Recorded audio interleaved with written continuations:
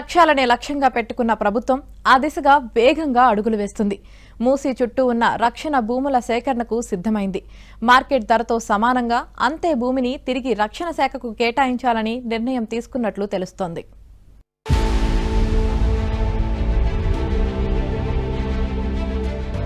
మూసీ నది పరివాహక ప్రాంత అభివృద్ధి ప్రాజెక్టుకు రక్షణ భూముల సేకరణకు ప్రభుత్వం సిద్ధమవుతోంది.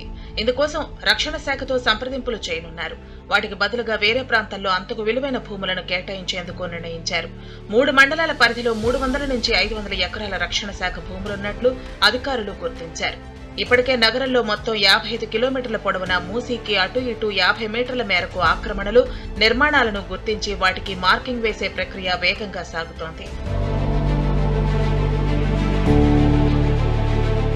ప్రత్యేక మాస్టర్ ప్లాన్ తయారీకి తాజాగా మరోసారి నోటిఫికేషన్ జారీ చేశారు. ప్రక్షాళనతో సరిపెట్టకుండా గుజరాత్లోని సబర్మతి, లండన్లోని థేమ్స్ మాదిరిగా సుందరీకరణ, బోటింగ్, ఫుడ్ కోర్టులు, మాల్స్ వచ్చేలా రూపకల్పన చేయనున్నారు.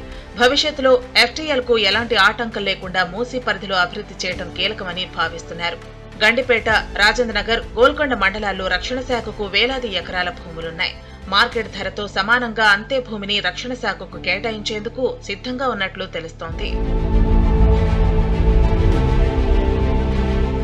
మురికి కోపంగా మారిన మూసీ నదిని ప్రక్షాళన చేయాలని ప్రతిష్టాత్మకంగా తీసుకున్న తెలంగాణ రాష్ట్ర ప్రభుత్వం ఆ దిశగా ముందుకు సాగుతోంది. మూసీ నదిని ప్రక్షాళన పూర్తిగా సుందరీకరణ చేసి రాష్ట్రానికి చిహ్నంగా చూపిస్తామని చెబుతోంది.